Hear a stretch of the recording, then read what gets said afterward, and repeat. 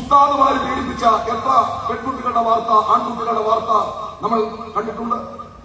ഏത് ഉസ്താദ് പീഡിപ്പിച്ച കേസാണ് ഇവിടെ ഇത്രയും വിവാദമായിട്ടുള്ളത്? ആ കേസിൽ എന്ത് സംഭവിച്ചുവെന്ന് ഈ നാടാരെങ്കിലും മനസ്സിലാക്കിയിട്ടുണ്ടോ? മദ്രസ ഉസ്താദുമാർ എത്ര കുട്ടികളെയാണ് പീഡിപ്പിച്ചിട്ടുള്ളത്? അവിടെയൊക്കെയും ഇതുപോലെ ആക്ഷൻ കമ്മിറ്റികൾ രൂപീകരിക്കപ്പെട്ടിട്ടുണ്ടോ? CPM ജില്ലാ കമ്മിറ്റി അംഗം ഹരീന്ദ്രൻ്റെ വേദനയുള്ള വാക്കുകൾ.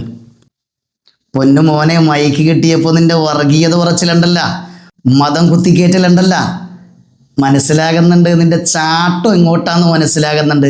രണ്ട് കാര്യം പറയാം ഹരീന്ദ്രനായ ഹരിചന്ദ്ര മോനെ, നിന്നോട് രണ്ട് കാര്യങ്ങൾ ഞങ്ങൾ പറഞ്ഞു തരാം.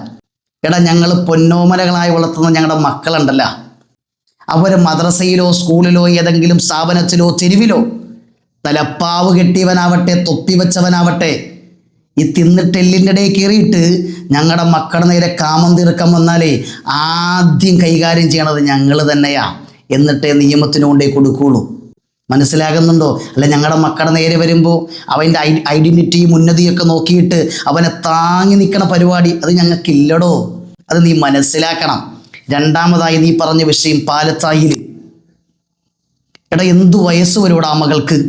അനാഥയായ ആ മകളെ സ്വന്തം ഉമ്മയെ കൊന്നുകളയുമെന്ന് പറഞ്ഞിട്ട് നിരന്തരം പീഡിപ്പിച്ച അവൻ അധ്യാപകനാണോ?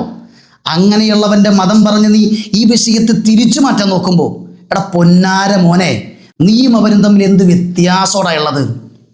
പഠിക്കാൻ പോലും വരാതെ പേടിച്ചരണ്ടിരുന്ന കുട്ടി, അവരെ സഹപാഠികൾ പറയുന്നില്ലേ, നിരന്തരമായ പീഡനം കാരണം അവസാനം വയറുവേദനയാണ്, തലവേദനയാണെന്ന് പറഞ്ഞ് സ്കൂളിലേക്ക് പോലും വരാൻ വയ്യാതെ ചോദിച്ചാൽ ഇത് വലിയ വിഷയങ്ങളാണ്, എൻ്റെ ഉമ്മയ്ക്ക് എന്തെങ്കിലും പറ്റുമെന്ന് പറഞ്ഞ പെൺകുട്ടി അവസാനം ഇരയെ പ്രതിയാക്കാൻ വേണ്ടിയുള്ള കുപ്രചരണങ്ങളും അതിനു വേണ്ടിയുള്ള അനുകൂലമായ നടപടികളും ഉണ്ടായപ്പോൾ ജനങ്ങൾ പ്രതികരിച്ചടാ.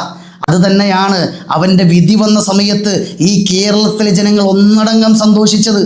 അവിടെ മതം നോക്കിയിട്ടല്ലടാ, ആ പിഞ്ചു മോളുടെ മനസ്സറിയാൻ ഞങ്ങൾക്ക് നല്ല മനസ്സുണ്ടായിപ്പോയി. നിനക്കതില്ല, നീ അതിൻ്റെ ഇടയിൽ കൂടി മതം തിരികാൻ മന്ന്. എടാ, നീ അവനെ തമ്മിൽ എന്ത് വ്യത്യാസമുള്ളത്? ഒന്നുമില്ലടാ. കറക്റ്റ് അവനെ പോലെ ദുഷിച്ച മനസ്സിൻ്റെ ഉടമ. നിനക്ക് മതം പറഞ്ഞ് നിന്റെ കാര്യസാധ്യത നടത്തണം. വേറെ വല്ല പണിക്കും പോടാ, പോയി തീട്ടം തിന്നെ. നിനക്ക് പറ്റി പണിയത് തന്നെയാ. പറയാൻ വന്നേക്കണം മൈക്ക് കിട്ടുമ്പോൾ ജനങ്ങൾക്കിടയിൽ ഭിന്നത ഉണ്ടാക്കുക, നാണമില്ലാത്തവനെ.